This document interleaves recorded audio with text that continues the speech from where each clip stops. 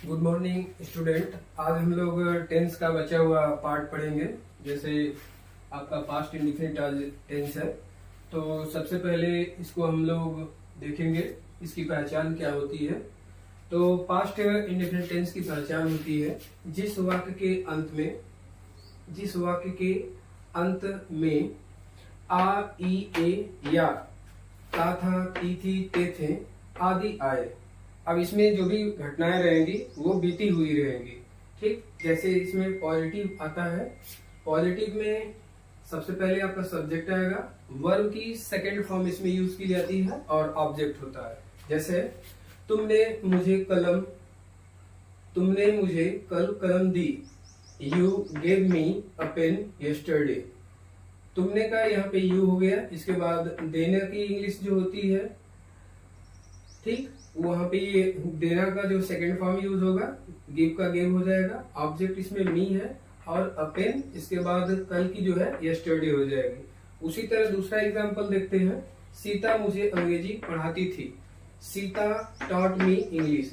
यहाँ टीच का second form taught use किया गया। ठीक, तो ये पूरा सेंटेंस इस प्रकार हो जाएगा, सीता टॉट मी इंग्लिश। उसी तरह दूसरा सेंटेंस देखते हैं, निगेटिव सेंटेंस का।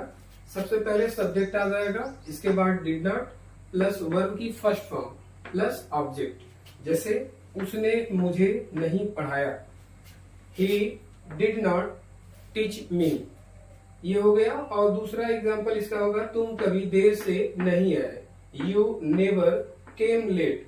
अब इस तरह से अगर सेंटेंस आएगा, नेवर आता है तो उसमें भाई वर्ब की सेकेंड फॉर्म यूज होगी। ठीक, अगर नेवर आता है तब। सेम अब उसी तरह इंट्रोगेटिव देखेंगे। इंट्रोगेटिव में सबसे पहले आपका WH आ जाएगा, डिड आ जाएगा, सब्जेक्ट प्लस वर्ब की फर्स्ट फॉर्म प्लस ऑब्जेक्ट। इसमें देखिए पहला एग्जांपल है, वह तुम्हें कहाँ मिला। तो इसका बनाएंगे, सबसे पहले कहाँ के लिए वेयर यूज होगा, फिर यहाँ पे डिड लग जाएगा, सब्जेक्ट की जगह ही हो जाएगा और वर्ब की फर्स्ट फॉर्म मीट और तुम्हें का यू हो जाएगा। पूरा सेंटेंस हो जाएगा, where did he meet you.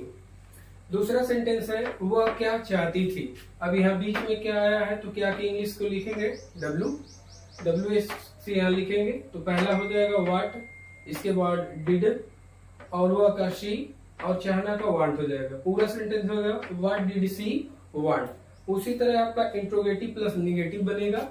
जैसे सबसे पहले आपका आ जाएगा WH, फिर इसके बाद डिड, सब्जेक्ट नॉट, वर्ब की फर्स्ट फॉर्म प्लस ऑब्जेक्ट। अब यहाँ पे पहला एग्जांपल लेंगे, उसने खाना क्यों नहीं खाया।